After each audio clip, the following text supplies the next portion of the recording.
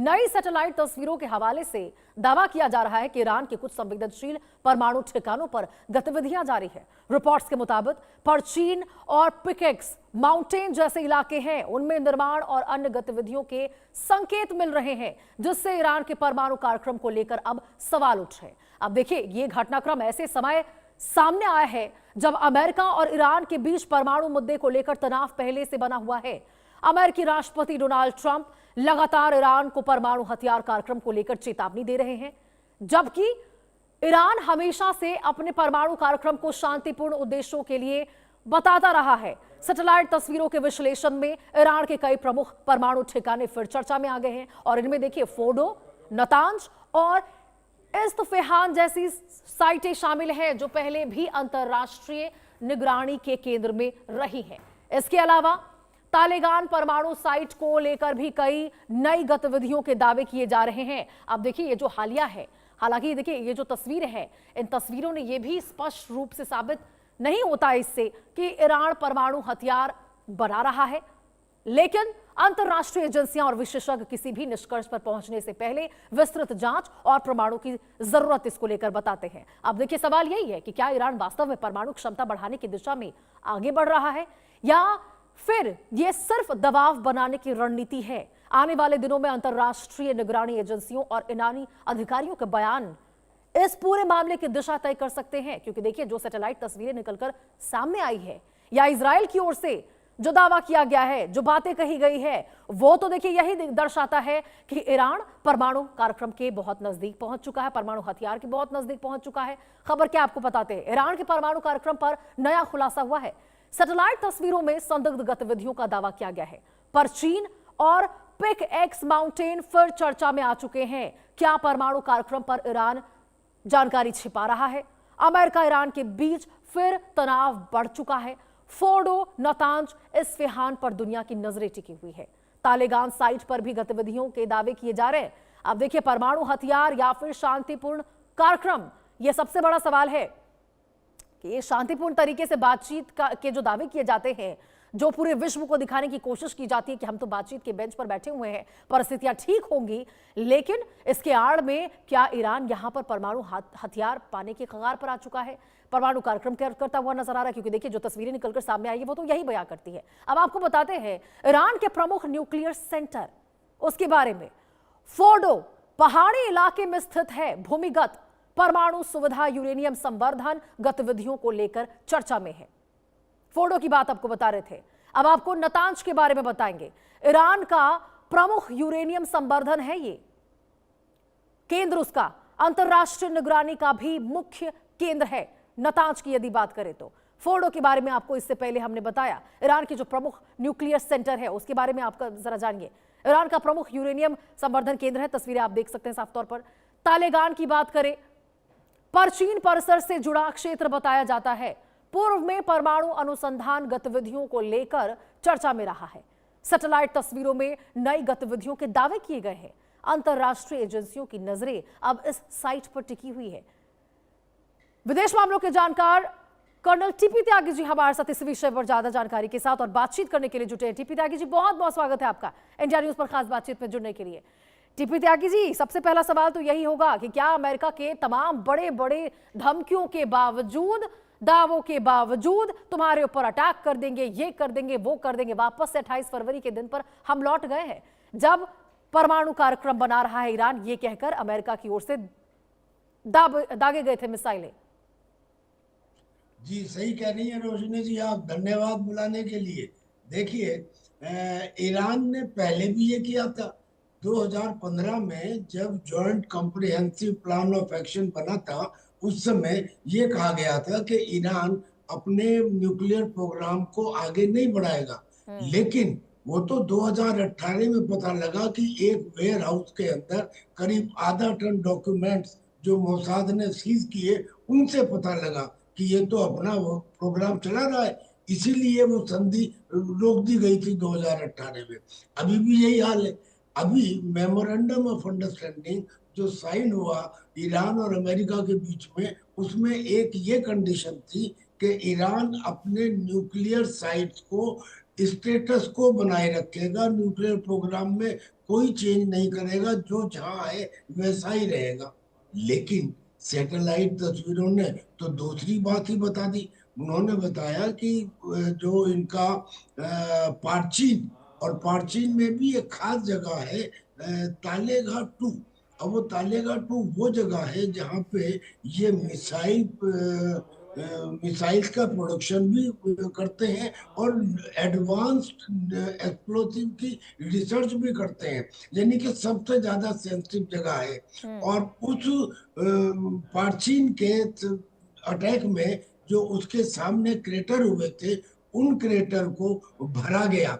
और इतना ही नहीं, एक कंक्रीट शील्ड बनाई गई। और इतना ही नहीं, एक फाइन मेटेलिक मैश लगाई गई। अब देखिए कितना इंटेलिजेंट है ईरान। वो मेटेलिक मैश जो है वो इसलिए है ताकि एक्सटर्नल इलेक्ट्रोमैग्नेटिक सिग्नल्स का इंटरफेरेंस ना हो सके। दूसरा, अगर ड्रोन अटैक होता है तो ड्रोन का रोटर उसमें एंटेंगल हो जाए और वो मेन साइट तक ना पहुंच सके। और तीसरा, अगर सैटेलाइट से जो तस्वीरें ली जा रही हैं वो करेक्ट थर्मल और रडार सिग्नेचर को ना प्रेडिक्ट कर सकें, यानी कि इस तरह के काम उसने किए अपनी एक्टिविटी को छुपाने के लिए। इन कामों से ये पता लगता है कि निश्चित ही वो कुछ ना कुछ यहाँ पे न्यूक्लियर एक्टिविटी कर रहा होगा। अब ऐसे ही पिकेक्स माउंटेन को ले लीजिए। जो पिकेक्स माउंटेन है ये नतांज से केवल करीब 2 किलोमीटर दूर है। ये जाग्रोस हिल्स में है। और जाग्रोस हिल्स में नीचे ये फोर्डो जो न्यूक्लियर प्लांट है उससे भी ज्यादा डीप में है, यानी कि किसी भी किस्म के एयर बॉम्बार्डमेंट के लिए ये इम्परवियस है। यहाँ पे सैटेलाइट तस्वीरों में क्या देखा गया, इसमें 2 एंट्रेंस टनल्स हैं और उस टनल्स में व्हीकुलर ट्रैफिक देखा गया, बार बार आना जाना ट्रैफिक का देखा गया। जब स्टेटस को मेंटेन करना था तो फिर वहां पे व्हीकल क्या कर रहे थे, वहां पे एक्टिविटी क्या हो रही थी। इतना ही नहीं, वहां पे एक कंक्रीट मिक्सर का ट्रक भी देखा गया, यानी कि टनल के एक्सपेंशन का काम चल रहा था, कंक्रीट शील्ड बनाने का काम चल रहा था, हार्डनिंग का काम चल रहा लेकिन था। लेकिन कर्नल टीपी त्यागी जी, ये बड़ी अजीब बात है। मैं चाहूंगी जरा आप बताएं, क्या ईरान वाकई, क्योंकि ईरान की आर्थिक व्यवस्था तो एकदम बदहाल हो चुकी है ना, जिस प्रकार से अमेरिका के साथ युद्ध में उसके तो वाकई बहुत बहुत नुकसान उसको पहुंचा आर्थिक रूप से। यदि हम देखें तो क्या इतना पैसा है ईरान के पास अभी कि इस प्रकार से वो एटम बम के करीब जा रहा है, कार्यक्रम की बात कर रहा है, या फिर तमाम जो भी सैटेलाइट तस्वीरें निकलकर सामने आई है? आपने क्या आप भूल गई कि हाँ। पाकिस्तान के भुट्टो ने यह कहा था कि हम घास खा लेंगे लेकिन एटम बम बनाएंगे। अब यही स्थिति ये है कि ईरान की जो इकोनॉमिक कंडीशन है वो खराब थी, इसलिए वहां प्रोटेस्ट शुरू हुए थे। जब वहां का रियाल, लाखों रियाल में $1 नहीं आता था। उसके बाद में युद्ध होता रहा, एक बार दो बार, और ज्यादा खराब होती रही और वहां का डिस्ट्रक्शन बहुत हुआ। इकोनॉमी बिल्कुल खराब है, लेकिन सारी चीजें आईआरजीसी के लिए एप्लीकेबल नहीं है। जो आईआरजीसी है ये ईरान भी नहीं है, ये तो इस्लामिक रेवोल्यूशनरी गार्ड कोर है। आप इसे ये नहीं कह सकते कि आईआरजीसी जो है, अरे वो तो ईरान का 5000 साल पुराना सिविलाइजेशन कैरेक्टर, उससे गाइड होती है। नो जी, ये इस्लामिक रेवोल्यूशनरी गार्ड है और इसके लिए कोई पाबंदी नहीं है। जो पहले प्रॉफिट है वो इसको जाता है, बाद में कहीं और जाता है। लिहाजा ये आज की तारीख में भी अपने एटॉमिक प्रोग्राम को जारी रखे हुए हैं। इसको हम गारंटी से यूं कह सकते हैं क्योंकि पहले भी ऐसा हुआ था। अगर अगर जब कोई व्यक्ति किसी काम को बार बार पास्ट में करता रहा हो तो फिर ये आशंका पक्की हो जाती है कि वो फ्यूचर में भी उसे करेगा। बस यही ईरान के साथ भी है। अब ईरान के ऊपर कैसे भरोसा कर ले कि वो ये कह रहा है कि साहब मैं केवल पीस पर्पसेस के लिए वो करूंगा बिल्कुल यूरेनियम त्यागी जी, आप एनरिचमेंट। भी बिल्कुल सही बात बोल रहे हैं, क्योंकि जब यहाँ पर एमओयू हुआ, हस्ताक्षर हुआ, उसमें प्रमुख बातें यही तो थी कि भाई तुम यूरेनियम कार्यक्रम नहीं करोगे, तुम परमाणु बम बनाने वाले कोई भी हरकतें गतिविधियां नहीं करोगे, लेकिन कहीं ना कहीं ईरान ने देखिए वहां पे भरोसा जताया था कि हाँ हम ये गतिविधि में शामिल नहीं होंगे। वादा नहीं किया था क्योंकि उसको पता था अभी तो हमारी भी हालत इतनी खराब है कि कुछ कर नहीं सकते हैं, समय रहेगा तो उस हिसाब से तो हम देख ही लेंगे। और जिस प्रकार से ये तस्वीरें निकलकर सामने आ रही है, ट्रंप के तमाम जो बयान थे कि हमने ईरान में ये नष्ट कर दिया, वो नष्ट कर दिया, परमाणु सेंटर्स तबाह कर दिए, उनकी तो साफ तौर पर धज्जियां उड़ रही है यहाँ पे। टीपी त्यागी जी।